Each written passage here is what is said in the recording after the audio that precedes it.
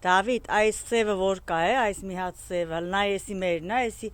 չկար էս քանի օրեր, էսի նոր այսօր եկել է, տես մերն է Ազիզ ջան։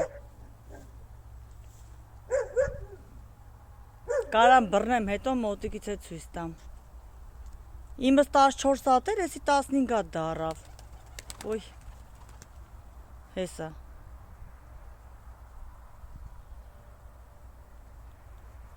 Անենց հավեսով են թռնում, անենց սա քեզնից շատ եմ թռցնում։